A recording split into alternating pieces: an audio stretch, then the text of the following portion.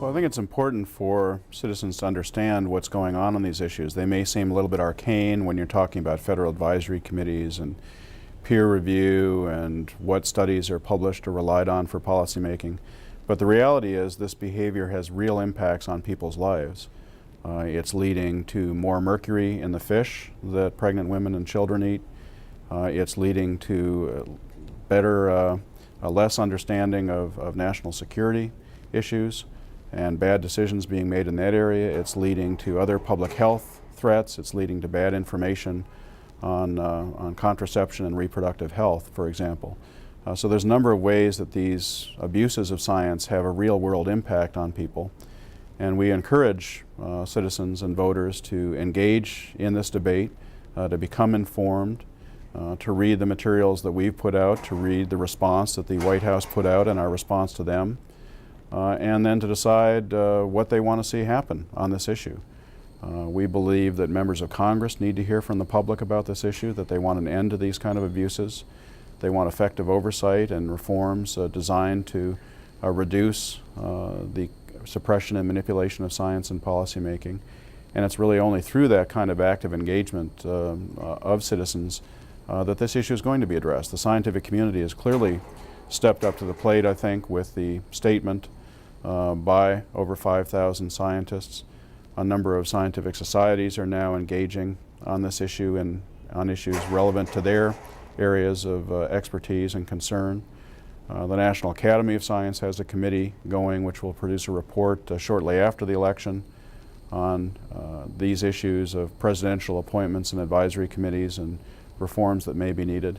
But if it's just the scientific community engaged in this discussion, it's very easy for policymakers to ignore their concerns and their suggestions. So it's very important that citizens engage in this debate, inform themselves about the issue, and then weigh in with their policymakers and elected officials.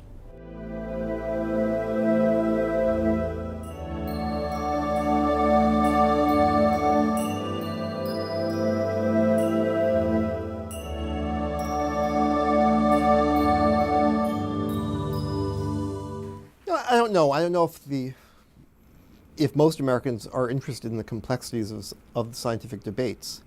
I think what Americans want is to be sure that their elected officials make sure they get the best scientists and a diverse group of scientists to give them enough information to make informed decisions. And to be honest with the American public and say, the science tells us these things. It would be reasonable for elected officials to say, the science suggests, for example, that the Earth is getting warmer, but right now we think it would be too expensive to address, or for various reasons we don't want to take that issue on.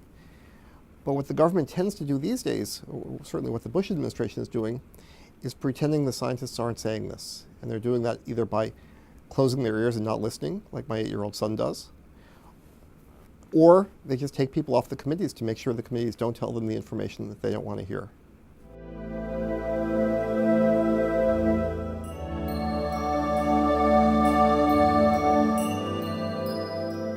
Well, in the end, in a participatory democracy, voters are going to be the ones who end up making these decisions. And so it's absolutely crucial for the voter, who after all is going to elect his or her congressperson, that the voter be the one who has the information on which to judge a decision about what scientifically based policy is going to be followed. So I think that conveying information to voters who are probably underestimated in terms of their ability to absorb things. I think a lot of science can be explained with its complexity to voters, who after all in everybody's life they deal with a great deal of complexity. It's not as if people are stupid and can't handle it. I think traditionally it's been made opaque seeming. Science has perhaps made the mistake of seeming too jargon entrenched and so forth.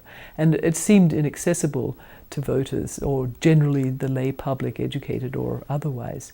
And I think part of this might be that there's been some fear of science, and science is seen as threatening. And so it's been probably billed as something rather fearsome and, oh no, you wouldn't understand that.